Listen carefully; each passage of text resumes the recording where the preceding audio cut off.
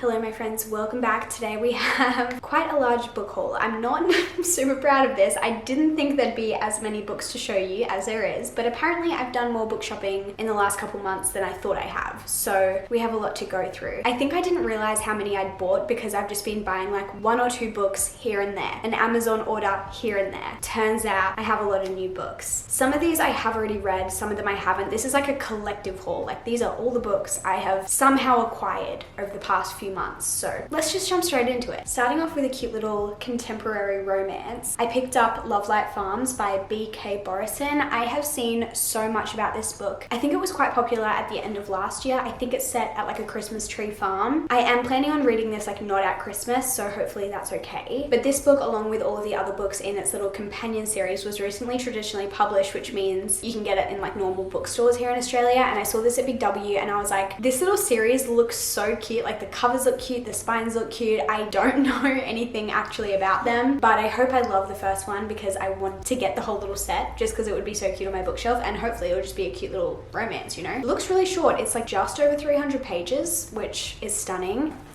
That looks like a comfy spot for you. Little buddy over here, just hanging out. But yeah, I'm excited to read this. Hopefully I like it. I feel like I've heard very mixed things. Some people love it, some people are like eh. So I guess we'll see what I think. I also just picked up Threads That Bind by Kika Hatsapolo. I really apologize for my pronunciation of that name. I don't know how new this is. I feel like it's newish. Okay, yeah, published 2023. But I've seen this a few times when I've gone into bookshops and Big W and stuff like that. And every single time the cover just really intrigues me. I think it's either fantasy or dystopian. I'm not actually sure. Oh, I think fantasy. The descendants of Greek gods live alongside mortals. But apparently there are these like threads that connect people, but only some people can see them. It says when a relationship is formed, a new thread appears. When a person's life thread is cut, it's their time to die. But it says these two characters are thrown together to solve like a murder mystery, and that sounded super interesting to me. And then it sounds like there's also like secrets to uncover. This was definitely like a cover buy for me. I haven't heard anyone talk about it, but I'm really excited to read it. It's also quite short, so a little fun, quick YA fantasy. Sounds good. I also decided it was finally time that I pick up Yellowface by R.F. Kuang. I have been wanting to pick this up since it came out, but I just wasn't quite in the mood. I don't know what this is classified as. Is it like literary fiction? I'm unsure. But I feel like my main go-to genres are like romance, fantasy, or YA. We don't need to lick the cushion. And so I really have to be like in the mood for something that's not in one of those 3 categories for me to pick it up. But I've decided that I am in the mood for this now, and it's finally time for me to pick it up. I am super intrigued. Everyone says this is such like an interesting read. I've heard so many discussions about this book and just all of the themes that it touches on. So I'm interested to hear my thoughts. I've tried to keep away from like spoilers and like too many reviews because I obviously just want to have my own thoughts and, you know, experience the book for myself. But I think it's time. So I'll definitely keep you guys updated on my thoughts. The next book is a new release that I have been waiting to get my hands on. I love this cover. I love this spine. This is the sequel to Belladonna and it's called Foxglove. I'll get Belladonna to show you. Oh my gosh. I'm so excited to read the second one and be able to have these like on my shelf next to each other. But aren't they just the most beautiful covers? These are YA gothic fantasies, and the first one kind of had a very strong like mystery plot to it. It's also got a romance in it. It felt quite unusual to me, but I gave it like 4.5 stars. I found it really interesting. In saying that, even though I rated it at 4.5, I feel like I have forgotten so much of what happened in this book. Like I remember the main plot line, but I'm almost like, I think I'll need to give this a quick little reread or something before I go into this because I'm scared that I've forgotten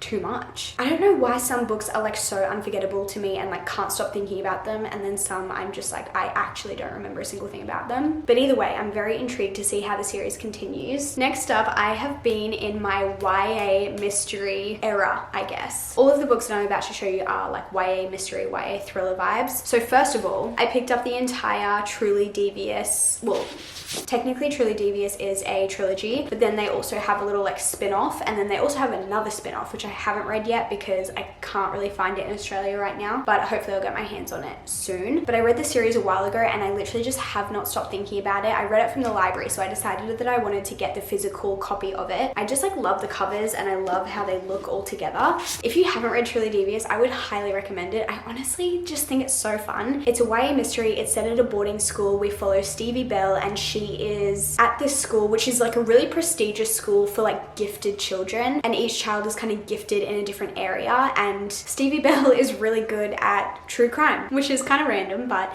she really wants to solve these like cold cases of some disappearances slash murders that happened at Ellingham Academy, which is the boarding school, like years and years and years ago. So she is there to just do some detective work. So you follow like that mystery in the first 3 books, and then in the 4th book, this is like a spin-off. It's set during the summer break where a bunch of the characters get to go to a summer camp and be camp counselors, which is just like such a fun little setting. But they're also trying to solve another mystery, hi bud, of a bunch of murders that happened at the summer camp many years ago. This was also just such a fun read. And then of course I managed to get my hands on the Natural series kind of recently, which I devoured within a week and I loved so much. I think if you like YA mystery, you need to get your hands on this. If you haven't heard about it, I feel like everyone's been talking about it recently, but this is about a group of teenagers who are invited by the FBI to be a part of this special program for, again, like gifted children. So like teenagers who are really gifted in an area that would be really helpful for the FBI. So one of them is like a natural lie detector, one of them is a natural profiler, so she can like get in the head of people who have committed crimes and figure out like what their motive was and how they did what they did, stuff like that. It is actually fascinating. These are just such fun, fast-paced reads. I think if you're in a slump, these would be absolutely perfect, and I already miss the characters so much, but I loved that series so much that I kind of just like fell down a bit of a Jennifer Lynn Barnes black hole. I've already read the Inheritance games twice and I love that series so much, and so obviously when the new book of the little like spin-off that she's doing came out, I had to get my hands on it. This is called The Brothers Hawthorne, and honestly I don't know a whole lot about it. I've tried to like stay away from any reviews or any sort of spoilers because I really just want to experience this without having any sort of biases or reviews or any thoughts in my head that aren't my own. Like I just want to go into this blind and just like see how I feel. I'm just so happy that we get to go back into the Inheritance games like world and like see these characters again. I haven't read this yet. I really want to really soon, but I have been reading specific books for like specific videos, but once I'm done with those videos,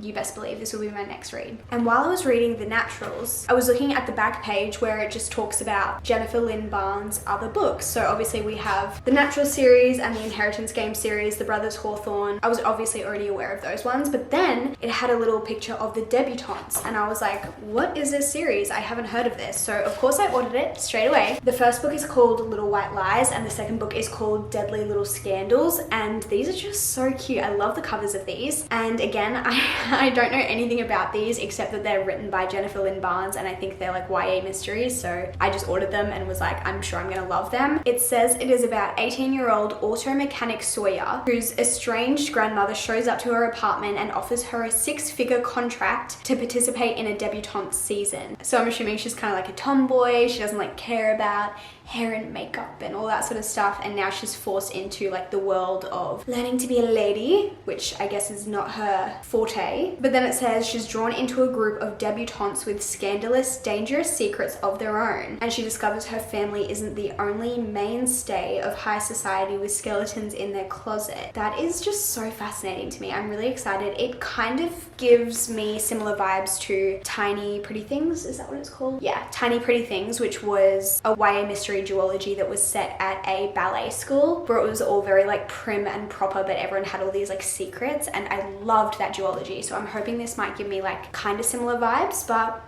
I guess we'll see. And I feel like after reading The Naturals, I have just been obsessed with the idea of consuming every YA mystery that I can get my hands on because I just think they are so fun. And so I decided to pick up None Shall Sleep. I heard Destiny say that she read this like ages ago, and she said it kind of gave her The Naturals vibes because I think it's like FBI, teenagers. Oh, it's set in the 80s. It says Emma Lewis and Travis Bell, 2 teenagers with valuable skills, are recruited to interview convicted juvenile killers for information on on cold cases. It is definitely giving the naturals. I'm really excited. I've like seen this book around for so long, but I didn't realize that it was like YA mystery vibes or like FBI vibes. So Destiny, you really got me intrigued, and I'm really excited to read this. And obviously if this is good, I want to read the other one, which is pink, and it's called Some Shall Something. I forget. I almost got it at the same time as I bought this one, but I was like, let's just start with one. What a concept. But again, very excited to read that one. Another one that I recently picked up, which I feel like, again, everyone has been talking about, and I just cannot wait to read it. I feel like there are just too many good books right now. Like there are so many books that I want to be reading right this second, and I need to like clone myself like 5 times so that I can have my clones and myself read all of these books at once, because I'm too impatient to read one book at a time. That is such a first world problem, that there are too many good books to read, but I mean, it's a great problem to have. So again, this is one of these books that I'm just like, I need to read this right now.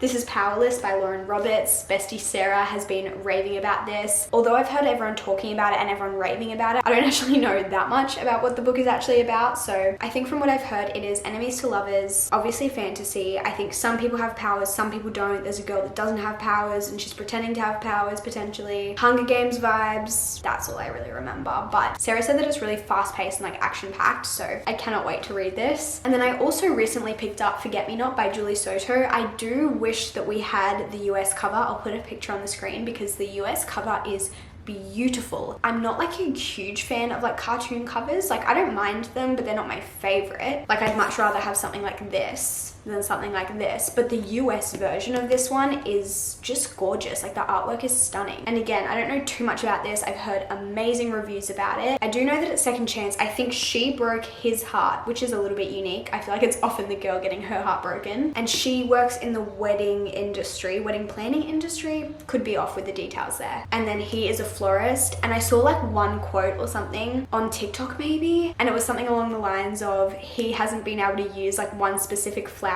since she broke his heart because it reminds him of her, something like that. I don't know. I'm so excited to read this. I haven't been in a huge romance mood recently, but I'm sure I'll get to it soon. Then we have this tome of a book, and that is Binding 13. This was sent to me by Hachette, so thank you so much, Hachette, because it was recently traditionally published by Hachette here in Australia. I'm not gonna lie, the covers aren't my favorite. I think we could have done a bit better, but you know what? It's okay. It's okay. The original ones also had people on the covers, so like pick your poison. Would you rather have this or like people on the covers? Honestly, neither, but it's okay. I feel like the people who love this book love this book. It gives me the vibes of like Magnolia Parks fans. Like the way that I love Magnolia Parks is the way that some people love this series, and so I was really excited to read this and just experience this world. And all I'm gonna say is that there might be a reading vlog coming next week that may or may not include this book, and the only other thing that I'm gonna say is that I may or may not have gone out straight away and picked up the second book. So keep your eyes peeled for that. Another purchase that was very much influenced by one of my favorite booktubers is Red Rising. This is a 6-star read for Bestie Hayley, and I love Hayley. I love her recommendations. And so when she recommended this, I was like, of course I'm gonna buy it straight away. And I recently read Ready Player One and Renegades, which are both sci-fi, and those were like, I think my first sci-fi reads, and I enjoyed them both so much. So I think if I hadn't read those and loved those so much, I probably wouldn't have been as excited to pick this one up, because I feel like sci-fi has always been a bit like scary to me. But after reading those two, I was like, I definitely think I could be a sci-fi girly. Like I'm really intrigued and excited to like try some more sci-fi books. I am super excited to try this one out and just see how I go. And then I also was in a secondhand bookshop the other day, and I found the third book, which I know is a bit silly because I don't even have the second book, but I was like, I'm not just gonna leave this one there. Like it deserves a home, a loving home. And so I bought it. So now I have the first book and the third book, not the second book, but that's okay. Another excuse to go book shopping. Am I gonna start another series instead of just finishing a series that I've already started? Yes, I probably will do that. My foot's asleep, I'm so sorry, buddy. Comfy? Yeah. I feel like every book that I pick up and show you guys, I'm like, I was influenced by this by some booktuber. But that's literally probably how I get all my recommendations. Like, they're all from my booktuber besties. They just have such great recommendations, so I just have to read them all, you know? But this is another one that Destiny convinced me that I needed to read. This is called The 7-Year Slip. It's a contemporary romance, but it has like some sort of like time jump or time travel vibe to it. I think there's a guy who's like living 7 years in the past. Honestly, it does not make sense to me, but I'm hoping once I start reading it, it'll make sense. So we'll see. But I think Destiny gave this like a 4.5, I want to say. And then yesterday when I was on Goodreads, I saw that Sarah gave it like 4.75, and I was like, okay, I need to read this book. I also love the cover of this one. So cute. Another really cute cover is this one. This is What Happens After Midnight by K.L. Walter, who's also the author of The Summer of Broken Rules. This came out a little while ago and I still haven't read it. I need to, honestly. I haven't heard amazing reviews about it, and I think that's why I haven't picked it up yet, because even the people who loved The Summer of Broken Rules were just like, oh, this is okay. But I do think it'll be a fun and like easy read. Lily Hopper has 2 more weeks until she's officially finished with boarding school. With graduation quickly approaching, Lily is worried that she's somehow missed out on the fun of being in high school. So when she receives a mysterious note inviting her to join the anonymous senior class jester in executing the end of year prank, Lily sees her chance to put her goody two-shoes reputation behind her. Honestly, that sounds like a lot of fun to me, and it sounds like a perfect like palette cleanser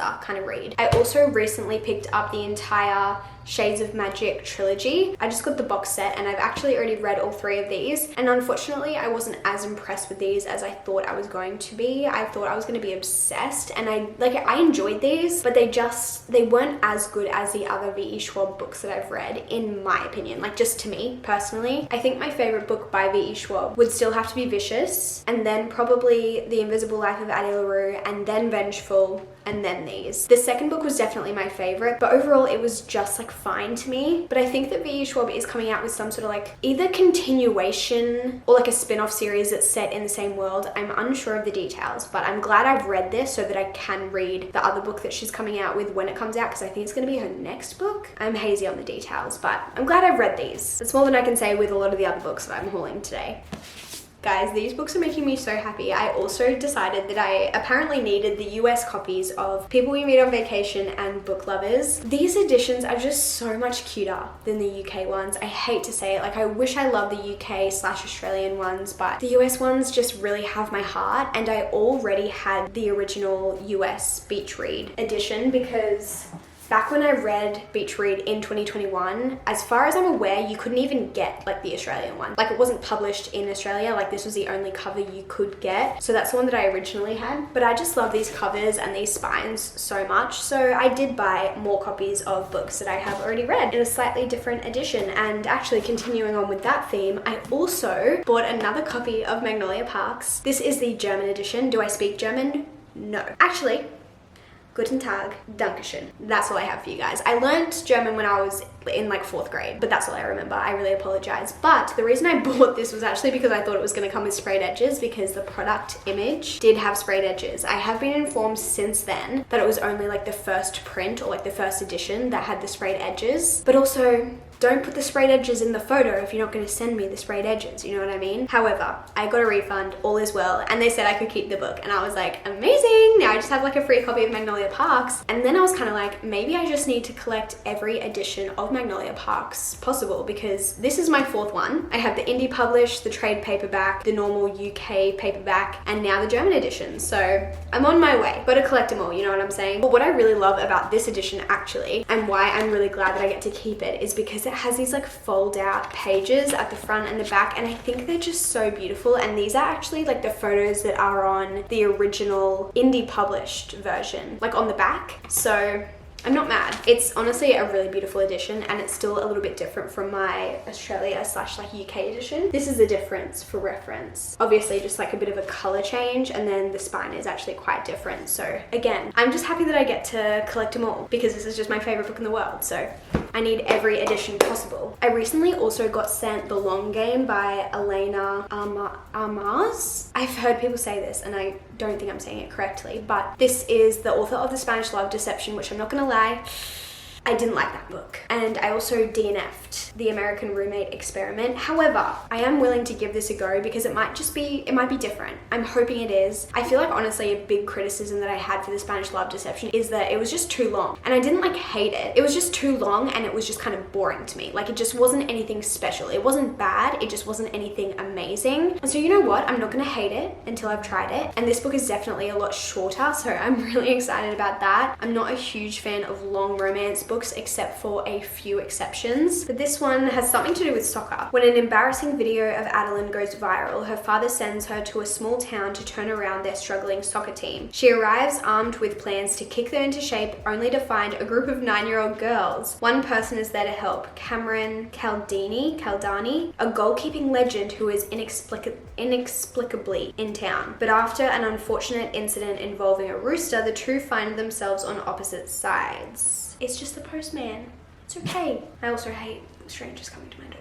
Anyways, that's the long game. I'm intrigued. We'll see how it goes. Let me know if you've read it and what you've thought about it. And then lastly, I have a couple arcs which I am so grateful for. First of all, we have Wildfire by Hannah Grace. This is a limited edition arc, which I am just like so thankful that I got one of these. This was from Simon & Schuster, so thank you so much, Simon & Schuster. And this is the second book in the, is it called the Maple Hills series? Maple Hills University series? Maple Hills College series? It's a series of interconnected standalones, and each book follows a different couple. So the first book followed Nate and Stacy, and this book follows Russ and Aurora. And I think every book in the series is going to follow one of the players from the hockey team. So the male love interest in this one is Russ, and he is the goalkeeper actually. And he is like sweet and shy, and Aurora is more of like the party girl vibe. I read this one like last week, I think, and it was a lot of fun. I really enjoyed it. It wasn't like a 5-star for me, but I do definitely think it's a lot of fun. It's set at a summer camp, and both of the main characters are camp counselors. So it was just a really fun setting. Like I said in the vlog where I talked about this, I feel like Hannah Grace does like found family and like friendship groups so well. And then lastly, this is like my most recent arc, and this is like one of the most exciting arcs that I have ever received. I literally was speechless when I opened this. I was so freaking excited. I was literally like jumping around my house, so excited about it. But this is Cassandra Clare's newest release. This is coming out in October, I think October 10th. And this is Swordcatcher. And I think it's her first like adult release, or like new adult. I'm not sure if it's new adult or just like fully adult. But if you can see behind me, I have the entire Shadowhunters universe behind me, which is all by Cassandra Clare. I have a whole shelf dedicated to her. I love her books so much, and so to have an arc by her like in my hands is literally like the best thing ever. And even better than that, it's freaking signed. I have a book that is signed by Cassandra Clare. Are you actually kidding? Like, you're actually kidding. I'm genuinely so excited to read this. I'm obviously going to read it before it comes out, and I'll give you guys like a spoiler-free review. I think probably on like TikTok, maybe Instagram, maybe both. But again, this is one of those books that I'm just like, I need to read it right now. I need to clone myself, and one of my clones needs to be reading this. I'm also just so excited to have another signed edition in my hands. I don't have many books that are signed by the author in my collection. I'm not really someone who has a lot of like special editions or signed books. I wish I was. I just don't really even know much about that sort of stuff. So I need to educate myself more. But also in saying that, that will probably be terrible for my bank account, so maybe I shouldn't do that. It's also kind of hard to get signed stuff here in Australia because there are no like signings to go to, or they happen very rarely. Like I feel like authors don't really come on book tours to Australia very often, so I'm very, very, very thankful to have this. But that is the last book that I have to share with you guys. I hope you enjoyed this little book haul. Hope you guys enjoyed Winston just hanging around in the background, my little bestie. And let me know if there are any books that you think I really need to get my hands on. I feel like there are still so many others that I would love to get and read. But if you know of any like new releases or anything that you're like, Rachel, you need to read this, like please let me know, because you know what? Even after purchasing all of these books, I will not be putting myself on a book buying ban, because life is meant to be lived, ladies and gentlemen. It's good for the economy. Big yawn. But I love you guys so much. I hope you have a great day or night whenever you're watching, and we'll see you guys very soon in my next video. Goodbye.